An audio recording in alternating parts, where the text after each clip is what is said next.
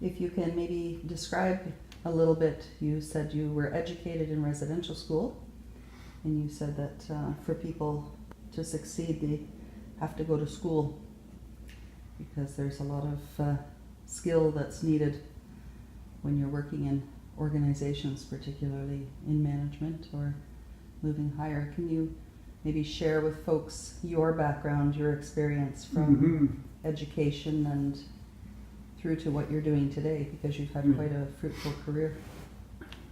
Yeah, I've had a very exceptionally good life in the last 40 years. I always promoted anywhere I am that the education system that we got at the residential school is top notch. And because it was a top notch, we never complained about it. If anything, we always promoted the education system that we got at the residential school.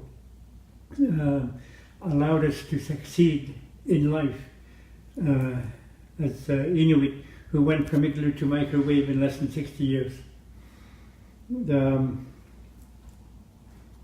That's who we are. We became leaders. The education system that we got from the impact of residential school was top notch, as I said. Even though we had a loss of culture, loss of language, loss of Inuit spirituality, traditional beliefs, parenting skills and things like that. But at the same time, we're the people who decided that we would create Nunavut. We would create Nunavik. We would create Nunatiel. We would create Nunavut in the Northwest Territories. And so we did. We became extremely successful people, and that we pay a lot of our success to our parents too, who suffered equally when we were taken away, if not more. We had no way of getting in touch with our parents when we were at the residential school because there was absolutely no communications at that time. The only people who communicated with each other were missionaries through high frequency radio, and the Hudson Bay Company people the same way. Those of us who were taken away at the residential school, we were the ones who decided that enough was enough with colonialism. It was time to decide our own future. It was time to take back and retrieve and reclaim of what we had lost at the residential school. So we decided to create Nunavut. It was a long, long journey to create Nunavut, but when we created Nunavut, we decided that we would be teaching more Inuit culture in the classroom of Nunavut schools. Matter of fact, we said we would be teaching in our own language for the first school years of our schooling, beginning in the Northwest Territories, and carried it over to Nunavut when we got Nunavut.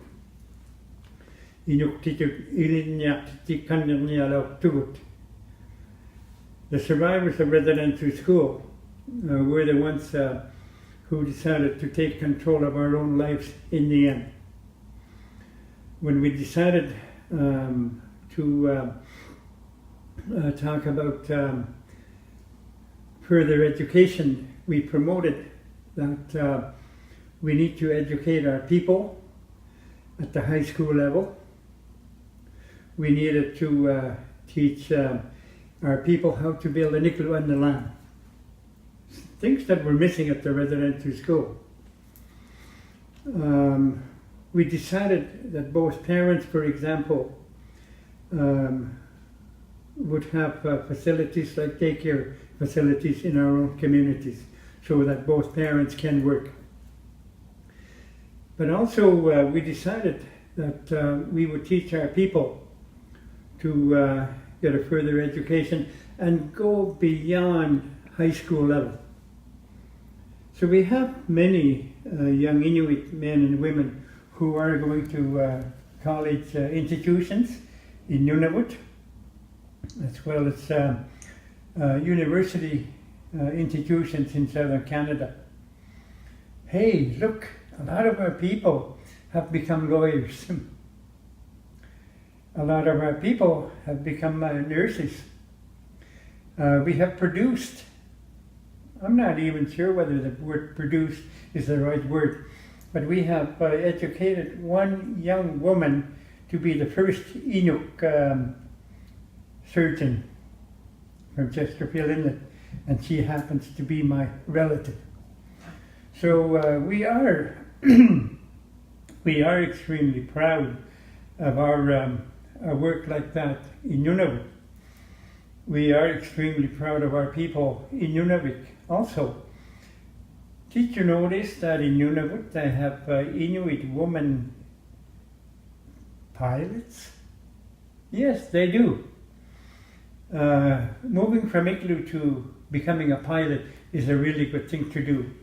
In fact, matter of fact, the successes that we have as Inuit since excuse me, since we got our own territories, is like we're into business.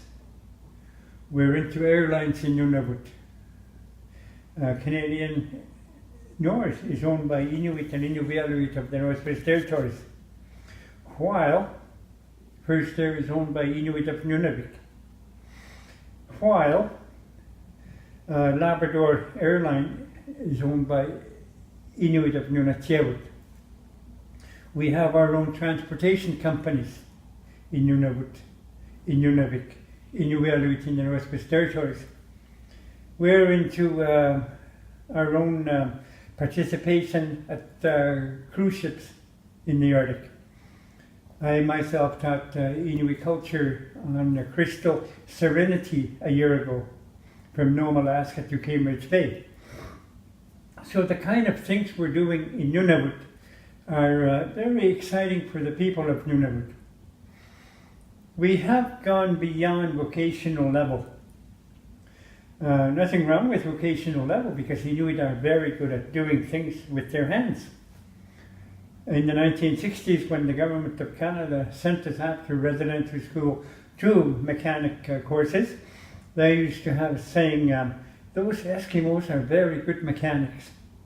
Now, we are very good at governing our own territories.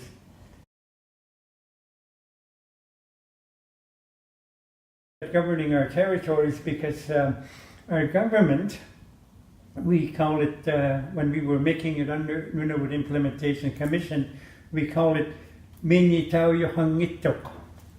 That means no one is left out in Nunavut. As well, in Nunavik, Nunatiavut, and Inuvialuit in the Northwest Territories. Politically, we are in control of our own destiny. Most of our MLAs, members of the Nunavut Legislative Assembly, are Inuit, and most of them are ministers in the government of Nunavut. When we were making our government of Nunavut in 1998, 1999, the interim commissioner at that time said, this is going to be a government for the people and by the people. That's what we are aiming to do. We are aiming to have our young Inuit, men and women, to be at the top positions, management positions in the government of Nunavut, as they should be. And within Inuit organizations such as Nunavut Tungavik, as well as their Inuit, regional Inuit organizations in the communities, in the regions. But that takes education too. I would like our young Inuit men and women. And this is something that I put together for the government of Nunavut in 1998, 1999. I thought at that time that as Deputy Minister of Culture, Language, Elders and Youth, what do I see in our young people? I would like to see our young Inuit to be traditional, knowing something about their own culture, knowing something about igloo life, knowing a lot about the land, the environment, respecting the environment, the animals, the lakes and things like that. But at the same time, I wanted to see our young people to go to the next level and to learn about modern technology and be able to communicate at the same time in the modern technology. But don't forget your Inuit language, your Inuit culture. But also step forward with the world of modern technology. This is what I wanted to see our people do.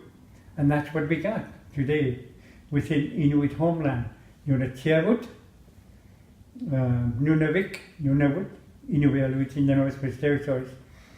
So having said all the successes that we have, I'd like to see our young people of today learn about your culture, learn about your language. Learn to speak Inuktitut fluently, but at the same time, get your high school and go to university. It's a good thing to do. It is a right thing to do.